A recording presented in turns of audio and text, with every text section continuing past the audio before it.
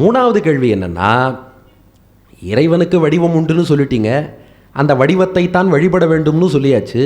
ஆனால் அந்த வடிவத்தை காண முடியுமா? இறைவனின் வடிவத்தை கண்ணாலேயே காண முடியாத போது நாங்கள் எப்படி வழிபடுவது? கடவுள் தான் கண்ணுக்கு தெரிய மாட்டாரே. சொன்னா இல்லை, இறைவனுடைய வடிவத்தை காண்பதற்கு 2 வழி இருக்குன்னா. ஒரு வழி என்னென்னா, நல்ல யோக பயிற்சி மேற்கொண்டால், பக்தி யோகத்திலே தியானத்திலே நன்றாக பகவானை தியானம் பண்ணான்னா, அந்த தியானத்தால் தூய்மையான மனத்துக்கு பகவான் ஒரு ஞானக்கண் கொடுப்பானாம். அந்த ஞானக்கண்ணால் அவனை தரிசிக்க முடியும். ந சக்ஷுஷா கிருஹ்யதே நாபி வாச்சா மனசா து விசுத்தேன. இது வேத வாக்கியம். இந்த மாம்ச கண்ணால் பகவானை காண முடியாது. ஆனால் உட்கண் ஞானக்கண்ணுன்னு ஒரு கண் அவனே கருணையால் கொடுத்தான்னா அந்த கண்ணால் அவனை தரிசிக்கலாம். அப்போ வெளிக்கண்ணுக்கு அவன் தெரிய மாட்டான். நல்ல யோக பயிற்சி எல்லாம் பண்ணி பக்தி யோகத்தில் தியானத்தில் ஈடுபட்டா ஞானக்கண் கொடுத்து அதன் மூலம் தரிசனம் தருவான். இதெல்லாம் நமக்கு கஷ்டம் சார். ஏன்னா நம்ம இந்த பக்தி தியானம் அப்படின்னு நம்ம உட்காந்தாலே நமக்கு யாரை பிடிக்கவே பிடிக்காதோ அவர் தான் அட்டெண்டன்ஸ் போடுவார். நம்ம பகவானை தியானிக்கணும்னு சொல்லிட்டு கண்ணை மூடுவோம். பிடிக்காத பர்சன் வருவார், இவர் ஏண்டா வந்தார்னு நம்ம தியானத்தையே நிறுத்திடுவோம். அதனால் அது கொஞ்சம் கஷ்டமாக இருக்குது. இன்னொரு வழி இருக்கான்னு கேட்டோம். இன்னொரு வழி இருக்குது பகவானுடைய வடிவத்தை தரிசிக்க.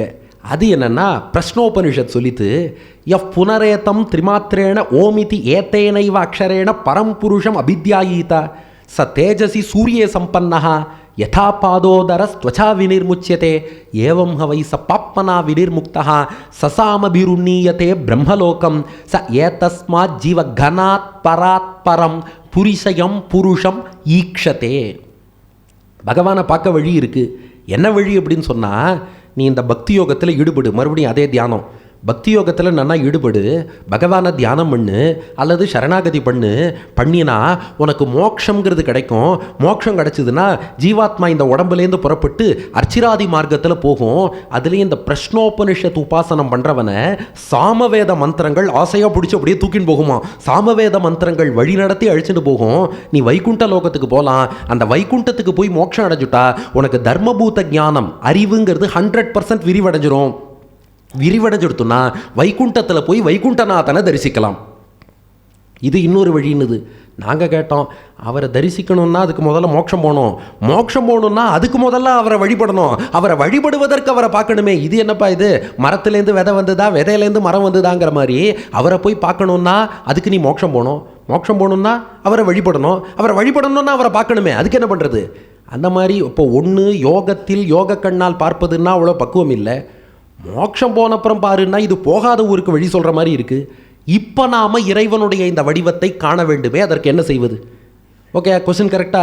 ஃபஸ்ட்டு கொஸ்டின், இறைவனுக்கு வடிவம் உண்டா? உண்டு. வடிவத்தோடு தான் வழிபடணுமா? ஆமாம், வடிவத்தோடு தான் வழிபடணும். ஆனால் அந்த வடிவத்தை நான் எப்படி காண்பது? அதுக்கு தான் அவதாரம்னு ஒன்று பண்ணுறான் பகவான். இதுவும் சனாதன தர்மத்தில் எக்ஸ்க்ளூசிவான கான்செப்ட். இறைவன் அவ்வப்போது பூமியில் அவதரிப்பான். இது வேற எந்த மதங்கள்லையும் கிடையாது. இறைவன் பூமியில் அவதரிக்கிறான்கிற கொள்கை சனாதன தர்மத்தில் மட்டும்தான் உண்டு. கீதையில் பார்க்குறோமே, பரித்ராணாய சாதுனாம் விநாசாயச்ச துஷ்கிருதாம் தர்ம சம்ஸ்தாபனார்த்தாய சம்பவாமி யுகே யுகே. அந்த அவதாரம்ங்கிறது பொதுவாக தர்மத்தை நிலைநாட்ட, தீயவர்களை அழிக்க இதெல்லாம் சொன்னாலும் ராமானுஜர் கீதா பாஷ்யத்தோட அறிமுகத்தில் இந்த விஷயம் தெரிவிக்கிறார். அவன் அவதாரம் பண்ணுறதுக்கு முக்கிய நோக்கம் என்னென்னா, அவர் வைகுண்டத்திலேயே இருந்தால் அவனுடைய திருமேனியை நம்மால் காண முடியாது. சகல மனுஜ நயன விஷயத்தாம் கதகா. எல்லார் கண்களுக்கும் தன் திருமேனியை காட்டணுங்கிறதுக்காகத்தான் பகவான் பூமியில் வருகிறான். அவன் அவதரித்து வருவதே, தோபார் என் திருமேனியை சேவிக்க முடியலன்னு கவலைப்படுறியா? இதோ அவதரித்து இறங்கி வந்துட்டேன். என் திருமேனியை தரிசனம் பண்ணு, வழிபடு, இதையே தியானம் பண்ணு, இந்த திருமேனியை வழிபடு, உனக்கு முக்தி அளிக்கிறேங்கிறான். அதற்காகத்தான் அவதாரம். இதை வேதம் ரொம்ப அழகாக சொல்லித்து. புருஷ சூக்தத்தில் அஜாயமானோ பகுதா விஜாயதே தஸ்ய தீராக பரிஜானந்தி யோனிம். பிறப்பில்லாத பகவான் பல படிகளில் பிறக்கிறான். அப்படியே நம்மாழ்வார் தமிழில் பிறப்பில் பல்பிறவி பெருமான் என்று பாடினார். அஜாயமானகா பிறப்பில்லாதவன், பகுதா விஜாயத்தே பல படிகளில் பிறக்கிறான். இதை எப்படி புரிஞ்சுக்கிறதுனா, ராமானுஜர் ஸ்ரீபாஷ்யத்தில் தியுப்வாதி அதிகரணம்ங்கிற பகுதி, முதல் அத்தியாயம் 3ஆம் பாதம் முதல் அதிகரணம், அதில் ராமானுஜர் விளக்கிறார் இந்த வாக்கியத்துக்கான அர்த்தம்.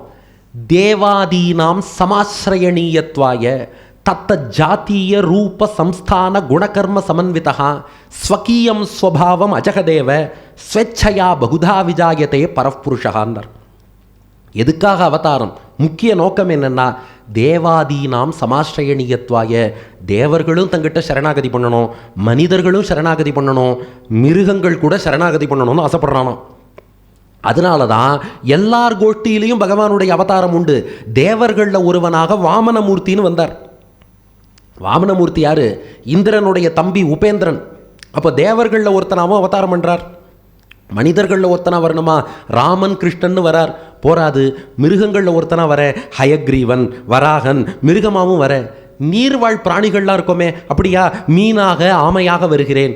பறவைகள்லாம் இருக்கோமே, ஹம்சாவதாரம் பறவையாகவும் வருகிறேன். அப்போ எல்லா வடிவத்திலும் வருகிறான்.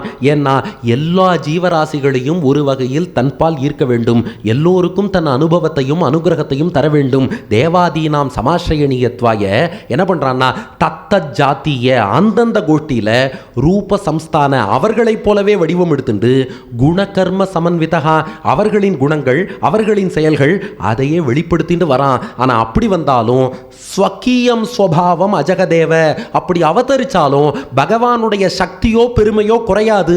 தன் ஃபுல் பொட்டன்சியோடு முழு சக்தியோடு எல்லா அவதாரங்களையும் எடுக்கிறான். இது முக்கியமாக ஞாபகம் வச்சுக்கணும். இப்போது ஒரு மீன் வடிவில் பகவான் வந்துட்டார்னா உலகத்தில் பார்க்குற மீன்னு நம்ம நினச்சிடவே கூடாது. வைகுண்டத்தில் உள்ள பகவானுடைய திருமேனி எப்படி சுத்த சத்துவமோ, உலகியலுக்கு அப்பாற்பட்டதோ, அப்ராக்கிருதமோ, திவ்யமங்களமோ, பஞ்ச உபனிஷத்மயமோ, அது போன்ற ஒரு மீன் வடிவம் எடுத்துன்னு வருவாராம்.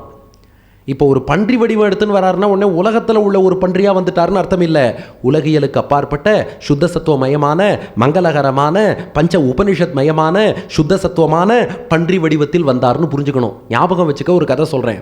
சர்க்கரை இனிக்கும், மிளகா உரைக்கும், பாகக்காய் கசக்கும். ஓகேயா? சர்க்கரை இனிக்கும், மிளகா உரைக்கும், பாகக்காய் கசக்கும். இதுதான் எங்களுக்கே தெரியுமே, நீ எதுக்கு சொல்லணும்? இருக்குது. சர்க்கரையாலேயே ஒரு பொம்மை மிளகா, சர்க்கரையாலேயே ஒரு பொம்மை பாகக்காய் பண்ணால் அந்த பொம்மை மிளகாயும் பொம்மை பாகக்காயும் உரைக்கவோ கசக்கவோ செய்யுமா? இனிக்கத்தானே செய்யும். இல்லையே, மிளகா வடிவில் இருக்கே ஏன் உரைக்கலை, பாகக்காய் வடிவில் இருக்கே ஏன் கசக்கலை? என்ன காரணம்? அது சர்க்கரையால் செய்யப்பட்டது என்பதால் மிளகா வடிவத்தில் இருந்தாலும் இனிப்பாக தான் இருக்கும். சர்க்கரையால் செய்யப்பட்டது என்பதால் பாகக்காய் வடிவில் இருந்தாலும் இனிப்பாக தான் இருக்கும். அதுபோல மீன் வடிவில் வந்தாலும் அது சுத்த சத்துவ திரவியத்தால் செய்யப்பட்டது என்பதால் அது பகவான் திருமேனியாகத்தான் இருக்கும். ஆமையாக வந்தாலும் அது சுத்த சத்துவ திரவியம் என்பதால் பகவானுடைய திருமேனியாக தான் இருக்கும். அவரோட பவரும் குறையாது, திருமேனியின் பெருமையும் குறையாது. அப்படியே தான் வருகிறான். ஸ்வக்கீயம் ஸ்வபாவம் அஜகதேவ ஸ்வேச்சையா, தன் இஷ்டப்படி அவதரிக்கிறான். நாமெல்லாம் கர்மாவினால பிறக்கிறோம், அவன் கருணையாலே பிறக்கிறான். தன் கருணையால நமக்கெல்லாம் அனுகிரகம் பண்ணணுங்கிறதுக்காக அவதரிக்கிறான். அதனால தான் நமக்கெல்லாம் பிறப்பு அவருக்கு அவதாரம். அவதாரம்னா மேலேந்து கீழே வருதுன்னு அர்த்தம். நமக்கு ஏன் சொல்கிறது இல்லைன்னா, நம்ம ஆல்ரெடி கீழே தான் இருக்கோம், இங்கேயே தான் சுற்றின்னு இருக்கோம். அதனால் நமக்கு பிறப்பு. அவருக்கு அவதாரம்னா மேலே இருக்கிறவர் கீழே வருது. இது ஞாபகம் வச்சுக்க ஒரு கதை சொல்கிறேன். ஒரு நண்பர் வீட்டுக்கு போனேன், பேசிகிட்டே இருந்தேன். மேலே மச்சில்லேருந்து ஒரு பையன் குதித்தான். இதான் என்னோட அவதாரம் அப்படின்னார். மேலேருந்து கீழே குதிக்கணும் இல்லையா அவதாரம்னா? அப்போ மேலேருந்து கீழே குதிக்கிறான் அவன். ஸ்வகீயம் ஸ்வபாவம் அஜகதேவ ஸ்வேச்சையா, தன் கருணையால் தன் இஷ்டப்படி பகுதா விஜாயத்தே. ராமானுஜர் ஒரு வார்த்தை போட்டால் அதுக்குள்ளே 1000 அர்த்தம் இருக்கும். பகுதா விஜாயத்தேன்ட்டார், தசதா விஜாயத்தேன்னு சொல்லலை. 10 அவதாரம் எடுத்தான்னு சொல்லலை, பல பல அவதாரம்ட்டார். ஏன்னா தசாவதாரம்ங்கிறதெல்லாம் ஒரு கணக்குக்காக சொல்லிட்டு இருக்கோமே ஒழிய இவ்வளவு தான் பகவானுடைய அவதாரம்னு இல்லை. அவன் எத்தனையோ அவதாரங்கள் எடுத்துக்கொண்டே இருக்கிறான். ஆக இறைவனை கண்ணால் காண்பதற்கு வழி உண்டானா அவனே அவதரித்து வருவான். அவன் அவதரித்து வந்து தன் திருமேனி அழகையும் குணங்களையும் காட்டுவான். அப்போது நாம் அவனோடு பழகலாம், கண்ணால் காணலாம், உறவாடலாம், உரையாடலாம், பக்தியில் ஈடுபடலாம், அந்த வடிவத்தை தியானிக்கலாம். அதனால யோக சக்தி இல்லை, காண முடியலன்னு கவலைப்பட வேண்டாம். இன்னும் மோட்சம் போல வைகுண்ட தரிசனம் கிடைக்கலன்னு கவலைப்பட வேண்டாம். அவனே இறங்கி வந்து காட்டுவான். அவன் காட்டும் போது நாம் காணலாம். இது 3வது கேள்விக்கான பதில். இறைவன் திருமேனியை அவன் அவதரித்து காட்டினால் நம்மால் காண முடியும். 3வது கேள்விக்கு பதில் ஆயிடுது. ஆனால் இப்போ 4வது கேள்வி. சரி, அதான் இறைவன் அவதாரம் பண்ணுவான்ட்டீங்களே, அப்போ கோவிலில் விக்கிரகம் எதுக்கு? விஷயத்துக்கு வருவோம். இப்போ தான் கோவில் வழிபாடு. கோவிலில் எதுக்கு விக்கிரகம்? அவர் அவதாரம் பண்ணி வருவார், ராமனா வருவார், கிருஷ்ணனா வருவார், நரசிம்மனா வருவார். கோவிலில் விக்கிரகம் எதுக்கு? இதான் 4வது கேள்வி. இதுக்கான பதில் என்னென்னா, அவர் அவதரித்து வருவார். ஆனால் அந்த அவதாரம் நிரந்தரமாக நம்மோடு இருப்பதில்லை. அவதரித்து வருவார், குறிப்பிட்ட காரியம் பண்ணுவார், அத்தோடு திரும்பி போயிடுவார். அந்த இறைவன் நிலையாக நம்மோடு இருக்க வேண்டும் என்றால் கோவிலில் விக்கிரக வடிவத்தில் அவதாரம் பண்ணும்போது நம்ம கூடவே இருந்து நமக்கு எல்லா அனுகிரகமும் செய்கிறான். சுவாமி வேதாந்த தேசிகன் அழகான உதாரணம் கொடுத்தார். யாதவாபியுதயத்தில் ததாவிதானந்த மகாபயோதேகே தரங்க விருத்தியா பஜதோவதாரான்னார். ஒரு பெரிய கடல் இருக்குன்னா கடல்லேருந்து அலைகள் வந்து வந்து வந்து வந்து போகும், வர அலைகள் எல்லாமே திரும்பி போயிடும். அதுபோல தான் பகவான்கிறவன் பெரிய குணக்கடலாக இருக்கான், அதுலேருந்து வரும் அலைகள் தான் அவதாரம்.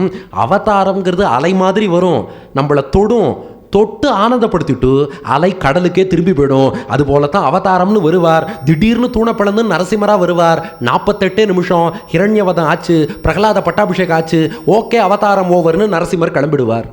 ராமன் 11,000 வருஷம் எழுந்தருளி இருந்தார். ஆனால் 11,000 கூட நாமெல்லாம் ரொம்ப பேக்வேர்ட், ரொம்ப பிற்பட்டவராயிட்டோம். நமக்கு ராமனை சேவிக்கிற பாக்கியம் கிடைக்கல, அவர் பூர்த்தி பண்ணின்னு கிளம்பி போயிட்டார். கிருஷ்ணன் வந்தார், 125 திருநக்ஷத்திரம் எழுந்தருளி இருந்தார், அதுக்கப்புறம் புறப்பட்டு போயிட்டார். நாமெல்லாம் திருமங்கையாழ்வார் பாடுகிறார், பின்னானார் வணங்கும் சோதி. நாமெல்லாம் எல்லாத்துலேயுமே பேக்வேர்டு தான், காலத்தாலும் பேக்வேர்டு, அறிவாலும் பேக்வேர்ட், பக்தியாலும் பேக்வேர்ட். இதில் நமக்குள்ள ஃபார்வேர்டு யாரு பேக்வேர்டு யாருன்னு பேசிட்டு இருக்கோம். எல்லாருமே பேக்வேர்டுன்ட்டார் திருமங்கை ஆழ்வார். பின்னானார், நம் முன்னோர்களுக்கு இருந்த ஞானம் நமக்கு இல்லை, அவளுக்கு இருந்த பக்தி நமக்கு இல்லை, அவள் காலத்தில் வாழற பாக்கியமும் கிடைக்கல, அவளுக்கு இருந்த நம்பிக்கையும் இல்லை. அப்படிப்பட்ட நமக்கும் தரிசனம் கொடுக்கணும்னா இந்த மாதிரி சும்மா வந்துட்டு போனாலாம் போராது, நிரந்தரமாக நம்மோடு இருக்கணும், நிலையான அனுபவம் தரணும். அதனால பகவான் என்ன பண்ணானா, திருக்கோவிலில் அவதரிக்கிறேன்னு ஒரு அவதாரம் எடுத்தான். அதுதான் அர்ச்சாவதாரம். அதையும் அவதாரம்னு தான் சொல்கிறோம் பாருங்க. திருக்கோவிலில் உள்ள விக்கிரகத்துக்கு அர்ச்சாவதாரம்னு பேர். அது பகவானுடைய 5வது நிலை என்று சொல்கிறோம். மொத்தம் 5 நிலைகளில் பகவான் எழுந்தருளி இருக்கான். ஒன்று பரவடிவம், அது வைகுண்டத்தில் உள்ள பரவாசுதேவன், அவரை முக்தி அடைந்தவர்களால் தான் தரிசிக்க முடியும். 2 வியூகம்னு சொல்கிறோம், பார்க்கடலில் பள்ளி கொண்ட பெருமாள், அவரை தேவர்கள் முனிவர்கள் இவெல்லாம் போய் தரிசிக்கலாம். 3வது விபவம்னு சொல்கிறோம், அவர் எடுத்து வரும் அவதாரங்கள், ராமன், கண்ணன், நரசிம்மன்.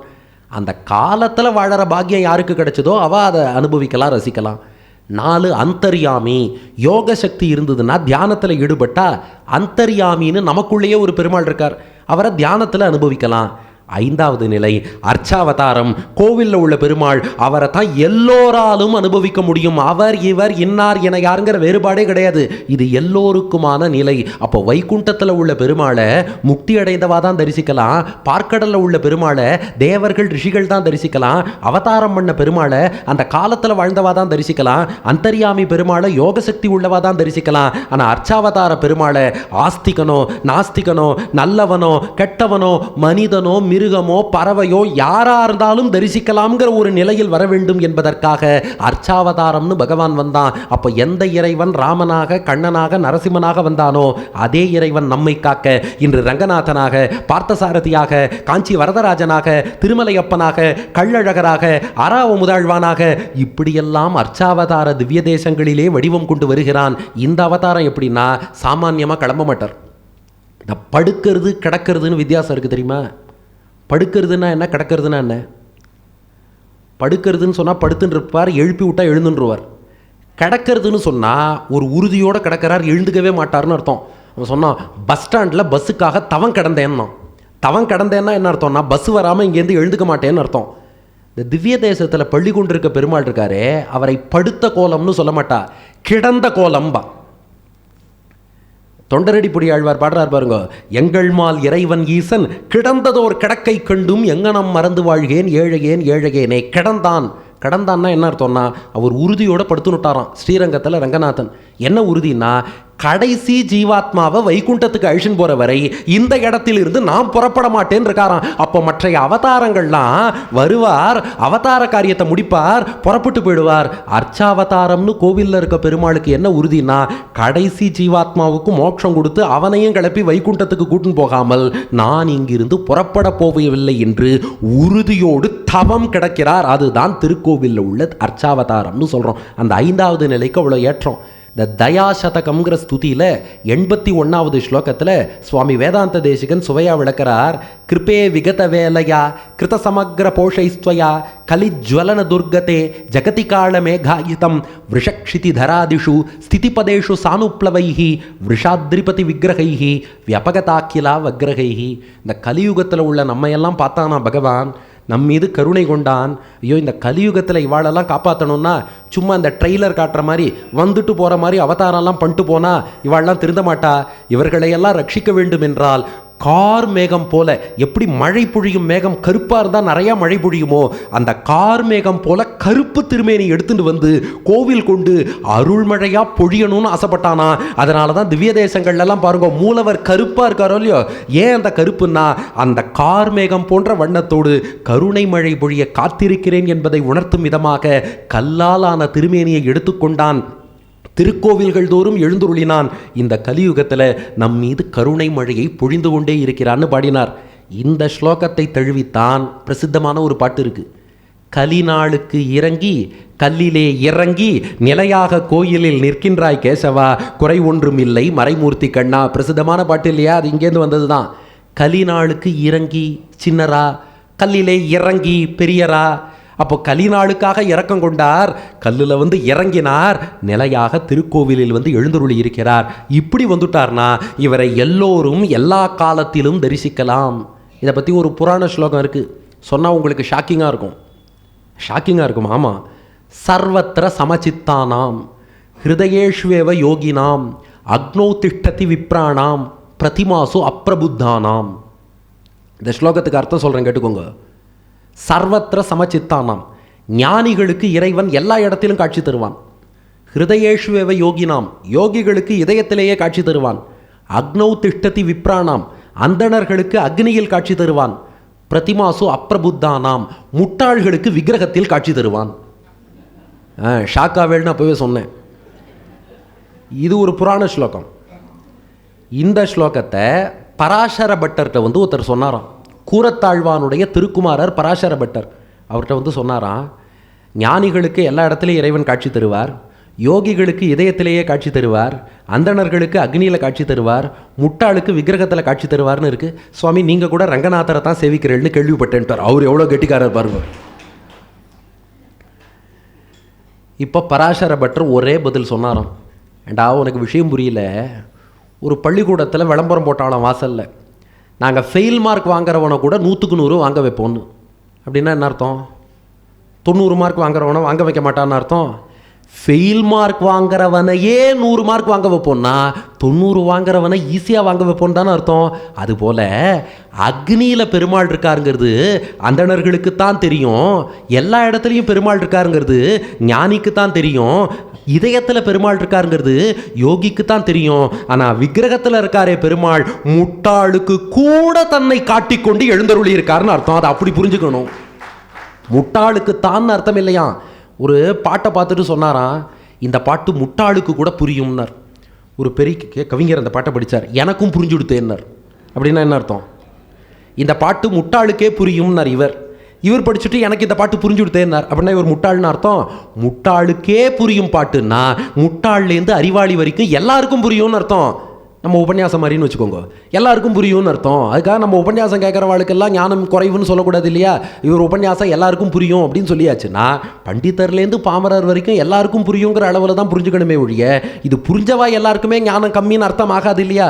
அப்படி அர்த்தம் பண்ணால் தப்பு தானே. அதுபோல தான் இந்த ஸ்லோகம் அர்ச்சாவதாரத்தின் பெருமையை சொல்ல வந்தது. அக்னிலையும் பகவான் இருக்கார், எல்லா இடத்துலையும் பகவான் இருக்கார், இதயத்திலையும் பகவான் இருக்கார். ஆனால் இதயத்தில் இருக்கிற பகவானுக்கு என்ன ப்ராப்ளம்னா அவர் யோகிகளுக்கு மட்டும்தான் காட்சி தருவார். அக்னியில் இருக்க பகவானுக்கு என்ன ப்ராப்ளம்னா அவர் அந்தணர்களுக்கு தான் காட்சி தருவார். எல்லா இடத்துலையும் இருக்கிற பகவானுக்கு என்ன ப்ராப்ளம்னா அவர் ஞானிக்கு மட்டும்தான் காட்சி தருவார். ஆனால் அர்ச்சாவதாரத்தில் இருக்க பெருமாள் இருக்காரே, அவர் முட்டாளுக்கு கூட காட்சி தருகிறார் என்றால் முட்டாள்லேருந்து யோகிகள்லேருந்து ஞானிகள்லேருந்து அந்தணர் அந்தியர் எல்லையில் நின்ற அனைத்துலகுக்கும் காட்சி தரக்கூடிய ஒரே நிலை எதுனா அது அர்ச்சாவதாரம் என்று இந்த ஸ்லோகம் அர்ச்சையின் பெருமையை சொல்கிறது என்று பராசர பட்டர் விளக்கினாராம். அதுக்கு ஒரு உதாரணமும் கொடுத்தாராம். நீர் மேட்டிலே பாயும் என்றால் பள்ளத்தே பாயாதோ என்றாராம். நீர் மேட்டிலே பாயும் என்றால் பள்ளத்தே பாயாதோ. ஒரு பெரிய வெள்ளம் வந்துருத்தான், இப்போ வெள்ளம் வந்து என்னாச்சுன்னு கேட்டான். மலையே மூழ்கெடுத்துன்னா. மலையே மூழ்கெடுத்துன்னா பள்ளம் மூழ்கெடுத்துங்கிறத நீயே புரிஞ்சுக்கணும். அதுபோல் முட்டாளுக்கே புரியும்னா அறிவாளிக்கு புரியுங்கிறத நீயே புரிஞ்சுக்கோ. மலை மூழ்கெடுத்துன்னா உடனே பள்ளம் மூழ்காமல் இருக்குன்னாப்பா அர்த்தம். அதுபோல் முட்டாளுக்கு தான் அப்படின்னா அறிவாளிக்கு இல்லைன்னு அர்த்தம் இல்லை.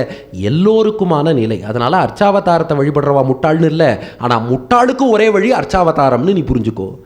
இதை சுவாமி பிள்ளைலோகாச்சாரியாரும் ஸ்ரீவச்சன பூஷணத்தில் அழகாக விளக்கினார். பூகத ஜலம் போலே அந்தர்யாமித்துவம், ஆவரண ஜலம் போலே பரத்வம், பார்க்கடல் போலே வியூகம், பெருக்காறு போலே விபவங்கள், அதில் தேங்கின மடுக்கள் போலே அர்ச்சாவதாரம்னர். இது அழகான உதாரணம் பாருங்க. வைகுண்டத்து பெருமாளை ஏற்கனவே பார்த்தோமே, முக்தி அடைந்தாதான் வைகுண்ட பெருமாளை சேவிக்கலாம். பார்க்கடல் போகணுன்னா நமக்கு ஆக்சஸே கிடையாது, தேவர்கள் முனிவர்களுக்கு தான் ஆக்சஸ். அவதாரம்னு எடுத்துட்டோன்னா அதுலேயும் ப்ராப்ளம் இருக்குது, அந்த காலத்தில் வாழ்ந்துருக்கணும். அந்தர்யாமின்னா யோக பலம் வேணும். அர்ச்சாவதாரம் எல்லாரும் சேவிக்கலாம். இதுக்கு உதாரணம் கொடுக்குறார் பிள்ளைலோகாச்சாரியார். ஒருத்தனுக்கு ரொம்ப தாகமாக, குடிக்க தீர்த்தம் தண்ணீர் வேணும். ஒருத்தன்ட்ட போனான், ஒரே தாகமாக இருக்குடா தண்ணி வேணும்னா. அவன் சொன்னான், தண்ணி தானே, நீ நேராக ஆகாச கங்கைக்கு போ, ஆகாச கங்கையில் புனித தீர்த்தம் கிடைக்கும், அதை சாப்பிடுவோம், பாபமெல்லாம் போகும்னா. இவன் பார்த்தான், ஏன்டா அவசரத்துக்கு தண்ணி வேணும்னா ஆகாச கங்கையை தேடி போக சொல்கிறேன், நீ சரிப்பட்டு வரமாட்டேன். இன்னொருத்தன்ட்ட போனான், தாகமாக இருக்குடா தண்ணி வேணும்னா. அவ்வளோ தானே, பார்க்கடலுக்கு போ, பார்க்கடலில் பால் சாப்பிடுன்னா.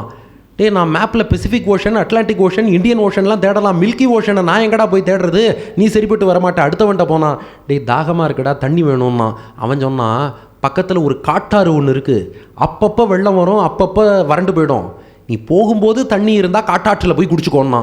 இவன் சொன்னான், இது நாயக்கண்டா கல்லை காணும், கள்ளக்கண்டா நாயை காணுங்கிற மாதிரி இருக்குது. அதில் வெள்ளம் வரும்போது எனக்கு தாகம் வருமானு சொல்ல முடியாது, எனக்கு தாகம் இருக்கும்போது அதில் வெள்ளம் வருமானு சொல்ல முடியாது. இவனோட அடுத்தவன்ட்ட போனான், தாகமாக இருக்குடா தண்ணி வேணும்னா. அவன் சொன்னான், போர் போட்டு நன்னா தண்ணியை எடுத்து போரில் 500 அடியோ 1000 அடியோ எப்போ தண்ணி வருதோ எடுத்து குடிச்சுக்கோ. இவன் பார்த்தான், நாங்கள் ஏற்கனவே ஏரி குளங்களை எல்லாம் மூடி ஏசி ரூம்களாக கட்டி நிலத்தடி நீருங்கிறதே வற்றி போச்சுடா, இது எவ்வளோ போர் போட்டாலும் வராது, இது சரிப்பட்டு வராது. அடுத்தவன்ட்ட போனான், தாகமாக இருக்குடா. ஒருத்தன் சொன்னா ஆகாச கங்கைட்ட போங்கிறான், இன்னொருத்தன் பார்க்கடலுக்கு போங்கிறான், இன்னொருத்தன் காட்டாற்றுக்கு போங்கிறான், இன்னொருத்தன் போர் போடுங்கிறான், தண்ணி கூடுறான்னா. அவன் பார்த்தான், குடங்குடமாக தண்ணி பிடிச்சி வச்சுருக்கேன், எடுத்து குடிச்சுக்கோன்னா. நேராக போனான், குடத்தில் இருக்க தண்ணியை எடுத்தான், குடித்தான், தாகம் தண்ணி எடுத்து. புரிஞ்சுதான்னு கேட்டார்.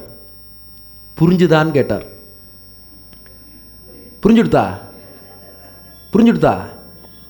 அது போலத்தான் அவசரத்துக்கு பெருமாளை தரிசிக்கணும்னு சொல்கிறவன்ட்ட போய் நீ வைகுண்டத்தில் பெருமாளை தரிசனம் பண்ணிக்கோன்னு சொன்னால் அது ஆகாச கங்கையில் போய் தண்ணி குடின்னு சொல்கிற மாதிரி, நீ பார்க்கடலில் போய் பெருமாளை தரிசனம் பண்ணுன்னு சொன்னால் அது பார்க்கடலுக்கு போய் பால் சாப்பிடுன்னு சொல்கிற மாதிரி, அவதாரம் பண்ணும்போது தரிசனம் பண்ணுன்னு சொன்னால் அது காட்டாற்றில் வெள்ளம் வரும் நேரத்தில் நீ போய் குடின்னு சொல்கிற மாதிரி.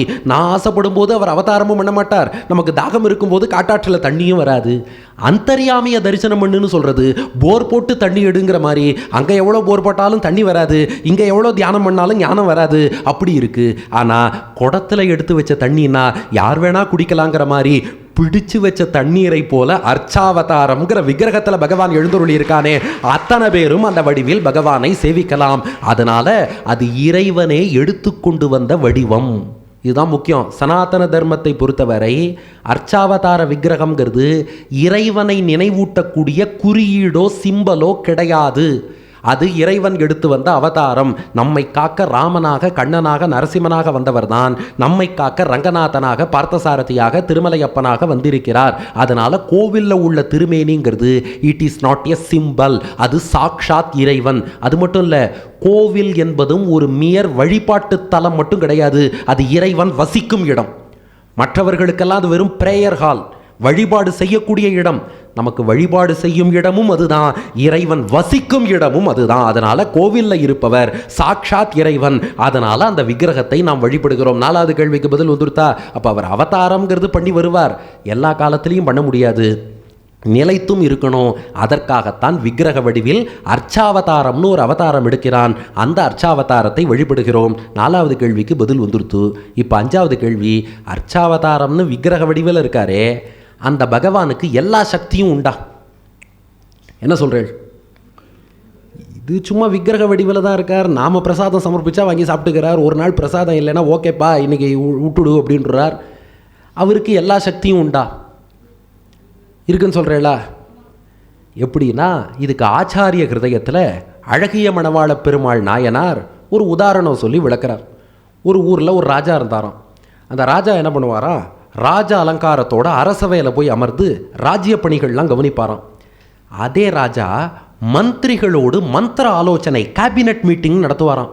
அப்போ கொஞ்சம் இன்ஃபார்மலாக ட்ரெஸ் போட்டுட்டு மந்திரிகளை மட்டும் சந்தித்து கேபினட் மீட்டிங்னு தனியாக பேசுவாராம்.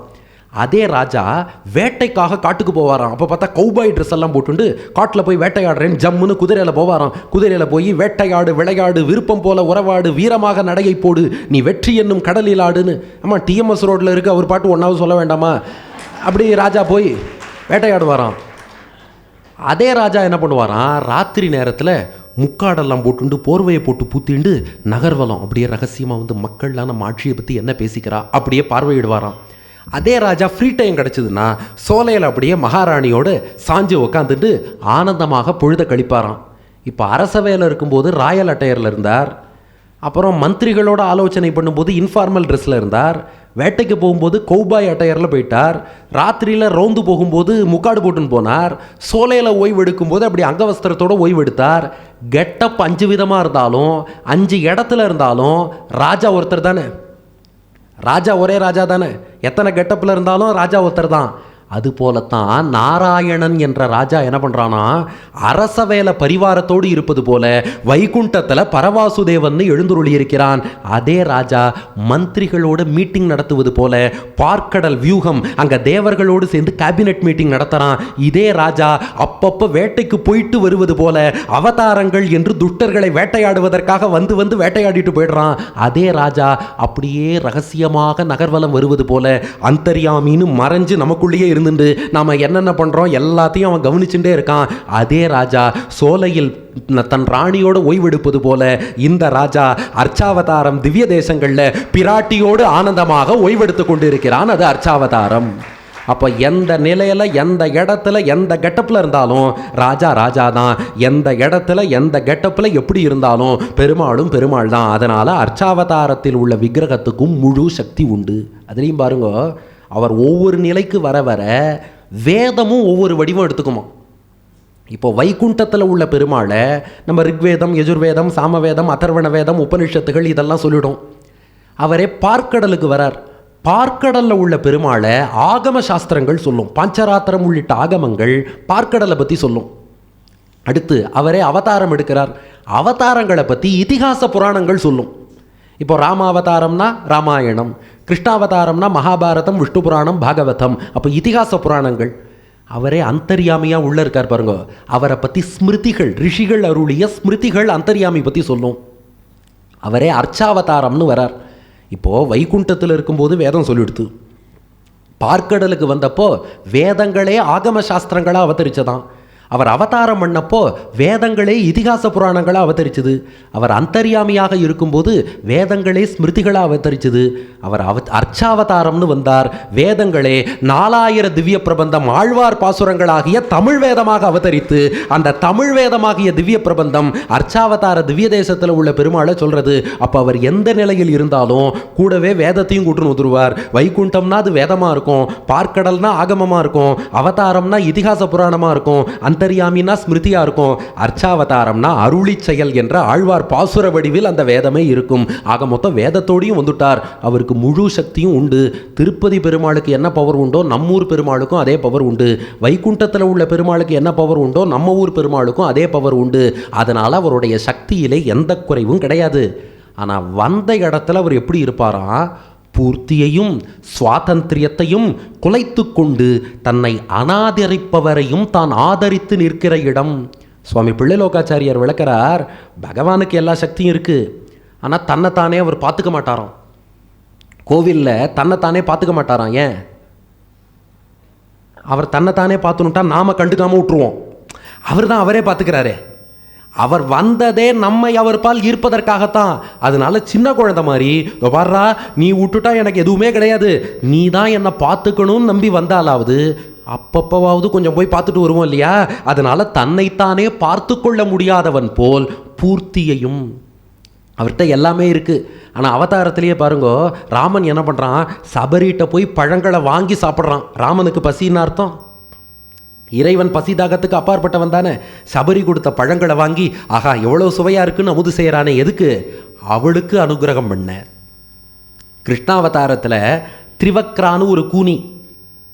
அவள்கிட்ட கிருஷ்ணன் கேட்குறான், கொஞ்சோண்டு சந்தனம் கொடுப்பா, நீ கொடுத்த சந்தனத்தை வாங்கி பூசிக்கிறேன்னா. மாலாக்காரர்னு ஒருத்தர், அவர் வீட்டுக்கு போய் கிருஷ்ணன் எனக்கு ஒரு மாலை கூட அணிந்து கொள்கிறேன்னா. குச்சேலனுடைய அவல் இருக்கே அதை பிடுங்கி கிருஷ்ணன் சாப்பிட்டான். இதெல்லாம் என்ன காரணம்? அவன்கிட்ட எதுவும் இல்லைன்னா அர்த்தம் இல்லை, அவர்கிட்ட எல்லாம் இருக்குது. நமக்கு ஒரு கைங்கரியத்தை கொடுக்குறான் இல்லையா, அது போல தான் கோவில்லையும் நீ கொண்டு வந்து மாலை சமர்ப்பிக்கணும், அது வரைக்கும் நான் காத்துருக்கேங்கிறான். நீ கொண்டு வந்து 2 பழம் சமர்ப்பிக்கும் வரை நான் காத்திருக்கிறேங்கிறான். அவன்கிட்ட ஒன்றும் இல்லைன்னு அர்த்தம் இல்லை, ஆனால் அவரே எல்லாம் பார்த்துட்டா நம்ம சுத்தமாக கண்டுக்காமல் விட்டுடுவோம். அதனால் சபரியின் பழங்களையும் குச்சேலனுடைய அவலையும் மாலாக்காரரின் மாலையையும் திரிவக்ராவுடைய சந்தனத்தையும் எதிர்பார்த்தது போல கோவிலுக்கு வரும்போது நம் கைங்கரியத்தை எதிர்பார்த்து பூர்த்தியையும் சுவாதந்திரியத்தையும் அடுத்து ஒரு விஷயம் பண்ணுறான். அது என்னன்னா சுவாதந்திரியத்தையும் குறைச்சிக்கிறானோ. சுவாதந்திரியத்தை குறைச்சிக்கிறதுனா என்னென்னா, நீ என்னென்ன பண்ணுறியோ அதுதான்ப்பா எனக்கு, நானாக எதுவுமே சொல்ல மாட்டேன். அவர் தானே கண்ட்ரோலர். ஆனால் கண்ட்ரோலை நம்ம கையில் கொடுத்துட்றாராம். எப்படின்னா, கிருஷ்ணன் குழந்தையாக அவதரித்தான், அவனை சிறைச்சாலையில் ஏற்று வசுதேவர் பாதுகாத்து கோகுலத்தில் கொண்டு போய் சேர்க்கிறாருன்னு இது கிருஷ்ணாவதாரத்தில் பார்க்குறோம். கிருஷ்ணனுக்கு கம்சனை பார்த்து பயமா என்ன? எதுக்கு இந்த குழந்தைய கம்சன் கொல்லக்கூடாதுன்னு வசுதேவர் கோகுலத்தில் போய் சேர்க்கணும்? அது அவனுடைய லீலை. என் ராமாவதாரத்தில் பாருங்க, கங்கையை எனக்கு கடக்க தெரியாது குஹா, நீ தாண்டா எப்படியா படகு கொண்டு வாடா, கொஞ்சம் கங்கையை கடக்கணும், உதவி பண்ணு. அதை விடுங்க, சுக்ரீவன்கிட்ட போய் ராமன் கை கூப்பி நின்றுண்டு, பா சீதையை ராவணன் கடத்தின்னு போயிட்டான், சுக்ரீவா உன்னை நம்பி தாண்டா வந்திருக்கேன், நீ தாண்டா சீதையை தேடி தரணும். நினச்சி பாருங்க, சுக்ரீவன் உதவி செய்து தான் ராமன் சீதையை தேடணுமா? குஹன் உதவி செய்துதான் ராமன் கங்கையை கடக்கணுமா? வசுதேவர் கொண்டு போய் அங்கே கோகுலத்தில் சேர்ப்பதால் தான் கம்சனால் கிருஷ்ணனுக்கு ஆபத்து வராமல் இருக்குமா? ஒன்றும் கிடையாது. இவாளுக்கு ஒரு கைங்கரியம் கொடுக்கணும்னு பகவான் ஆசைப்பட்டான். சரி, என்னை இங்கேருந்து எழுந்துருளை பண்ணி கோகுலத்துக்கு கொண்டு போகும் கைங்கரியத்தை வசுதேவருக்கு தருகிறேன், கங்கையை கடக்கும் கைங்கரியத்தை குஹனுக்கு தருகிறேன், சீதையை தேடும் கைங்கரியத்தை சுக்ரீவனுக்கு தருகிறேன். அதுபோல கோவிலில் வரும்போது அதே லீலை, எனக்கு என்னென்ன பண்ணும் கைங்கரியங்களை உங்களுக்கு கொடுத்துட்றேன், நீங்கள் பார்த்து பண்ணுவதை நான் ஏற்றுக்கொள்கிறேங்கிறானோ. அதுலேயும் உச்சம் எங்கன்னா, யசோதை என்ன பண்ணா, கிருஷ்ணனை உரலோட கட்டி போட்டா. யசோதை அவிழ்த்து விடும் வரை அவன் கட்டுண்டே கிடந்தான். அதுபோல தான் கோவிலில் அர்ச்சகர் என்னை எப்படி கட்டி போடுறாரோ, அர்ச்சகருக்கு நான் கட்டுண்டு கிடக்கிறேன். அவர் எப்போ அவிழ்த்து விடுறாரோ அப்போ நான் வெளியில் வரேன். அவர் கட்டி போடும் வரை, இப்போ வாகனத்தோடு என்னை கட்டிட்டாரா, அங்கேயே கட்டுண்டு கிடக்கிறேங்கிறான். தன் எளிமையை வெளிப்படுத்துகிறான். நம் குழந்தை போல் பகவான் வந்திருக்கான்னு புரிஞ்சுக்கணும். அவர் சக்தி எதுவும் குறையலை. கிருஷ்ணனுக்கு சக்தி இல்லை, ராமனுக்கு சக்தி இல்லைன்னு அர்த்தம் இல்லையே, முழு பெருமாள் தான். அதே போல தான் கோவிலில் வரும்போதும்.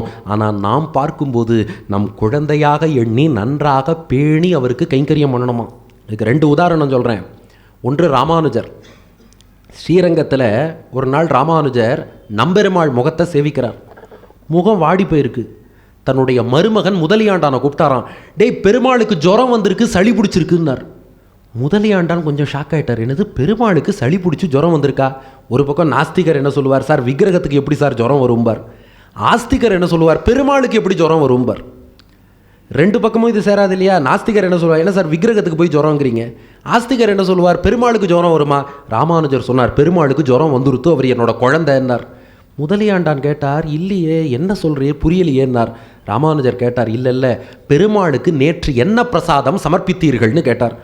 முதலியாண்டான் சொன்னார், நேத்தா தயிர் சாதமும் நாகப்பழமும் சேர்த்து சமர்ப்பிச்சிட்டோம். அச்சோச்சோ பண்ணக்கூடாது, பெருமாளுக்கு குளிர்ச்சி. நாகப்பழம் தனியாக சமர்ப்பிக்கலாம், தயிர் சாதம் தனியாக சமர்ப்பிக்கலாம். தயிர் சாதம் நாகப்பழம் சேர்த்து சமர்ப்பிச்சா ஐஸ்கிரீம் சாப்பிட்டா சளி பிடிக்கிற மாதிரி பெருமாளுக்கு சளி ஜுரங்கிறது வந்துடும். அச்சோச்சோ என்ன பண்ணுறது? ராமானுஜர் பார்த்தார். தன்னுடைய சிஷ்யர் கருட வாகன பண்டிதரை அழைத்து ஸ்ரீரங்கத்தில் தன்வந்தரி சன்னதி பிரதிஷ்டை பண்ணார். இன்றைக்கி ஸ்ரீரங்கத்தில் தன்வந்திரி சன்னதி இருக்குது. தன்வந்திரியை பிரதிஷ்டை பண்ணி ஒரு கஷாயம் தயாரித்து அந்த கஷாயத்தை தன்வந்தரிக்கு நிவேதனம் பண்ணி அந்த கஷாயத்தை கொண்டு வந்து நம்பெருமாளுக்கு கொடுத்தார். நம்பெருமாள் கஷாயத்தை சாப்பிட்டார். இப்போ ராமானுஜர் பெருமாள் முகத்தை பார்க்குறார். ஜுரம் தீந்துடுத்து. பெருமாளுடைய ஜுரத்துக்கு ராமானுஜர் வைத்தியம் பண்ணார். காரணம் என்னென்னா, கோவிலில் பெருமாள் வந்துட்டால் நம்ம குழந்தையாக அவனை கருத வேண்டும். அந்த அளவுக்கு பார்த்துக்கணும். இது ஒரு உதாரணம். 2வது, காஞ்சிபுரத்தில் வரதகுருன்னு ஒரு மகான். ஒரு மாலை ஒரு 8-8:30 மணி காஞ்சிபுரம் வரதராஜ பெருமாள் கோவிலில் இந்த வரதகுரு அமர்ந்து வேதபாராயணம் பண்ணிட்டுருக்கார். அர்ச்சக சுவாமி சூடான பால் பெருமாளுக்கு கொண்டு போனாராம். பால் அப்படியே புகை போகிறது. வரதகுரு பார்த்தார். சுவாமி, அந்த பால் இங்கே கொடுங்கன்னார். அர்ச்சகர் சொன்னார், இந்த பால் உங்களுக்கு இல்லை, பெருமாளுக்குன்னார். அவர் சொன்னார், நான் சாப்பிட்றதுக்காக கேட்கல, புகை போகிறது சூடான பாலாக இருக்குது. இவ்வளோ சூடான பாலை போய் வரதராஜ பெருமாளுக்கு கொடுத்தா பெருமாளுடைய நாக்குக்கு சுட்டுடாதா? இங்கே கொடுங்க சுவாமி, ஆத்தி சமர்ப்பிக்கிறேன்னு சொல்லி அந்த பாலை வரதகுரு வாங்கினாராம். ஒரு அம்மா குழந்தைக்கு எப்படி பாலை ஆற்றுவாளோ அது போல் அந்த பாலை ஆற்றி நல்ல சூட்டில் இருக்கான்னு பார்த்துட்டு இனி பெருமாளுக்கு இந்த சூடுங்கிறது பொருத்தமாக இருக்கும்னு சொல்லிட்டு அர்ச்சகர்கிட்ட கொடுத்து இப்போ சமர்ப்பிங்கோன்னார். அர்ச்சகர் பால் எடுத்துன்னு பெருமாள்கிட்ட போனார். அம்மா அப்படின்னு ஒரு சத்தம். என்னடா எங்கேருந்தோ அம்மான்னு சத்தம் வருதே, எல்லாரும் பார்க்குறா. அம்மா, மறுபடியும் சத்தம். வரதராஜ பெருமாளை உத்து பார்க்குறா. காஞ்சி வரதனுக்கு பேசும் வரதன்னு பேரு. அம்மாங்கிறான். பெருமாள் திருவாயிலேருந்து அம்மாங்கிறார். அந்த வரத குருவை பெருமாள் அம்மான்னு அழைத்தாராம். வரதகுரு பெருமாள் முன்னாடி கை கூப்பி, அடியேன், என்ன விஷயம்னார். பெருமாள் சொன்னாராம், இது வரைக்கும் என்னை பூஜை பண்ணவாள்லாம் என்னை வெறும் பொம்மைன்னு நினச்சிட்டு எனக்கு சூடான பாலையே கொடுத்துட்டா. நீதான் என்னை உன் குழந்தையாக கருதி ஒரு அம்மா குழந்தைக்கு பாலை ஆற்றி கொடுப்பது போல எனக்காக பாலை ஆற்றி கொடுத்தாய். நீ எனக்கு அம்மான்ட்டார். அவர் வரதகுரு ஆண், அவரை அம்மான்னு அழைத்தார். அந்த வரதகுருங்கிற பேரே மறைந்தது. அவர் காஞ்சிபுரத்தில் நடாதூருங்கிற பகுதியை சேர்ந்தவர். பெருமாள் அம்மானு கூப்பிட்டுட்டார். அதனால் நடாதூர் அம்மாள் என்று அவருக்கு பெயர் வந்தது. வரதகுருங்கிற பெயர் மறைஞ்சு நடாதூர் அம்மாள், பெருமாளுக்கே அம்மாவாயிட்டார். அப்போ காரணம் என்ன? அர்ச்சாவதாரத்தில் உள்ள பெருமாளை தன் குழந்தையாக கருதி தாயாக அவர் மாறினார் அல்லவா? அந்த பரிவை நாம் வளர்த்துக்கணும். அந்த பக்தி எப்போ வரும்னா, பெருமாளும் குழந்தை போல, குழந்தைக்குன்னா எல்லாம் நாம தான் பண்ணணும், தன்னைத்தானே பார்த்துக்காது இல்லையா?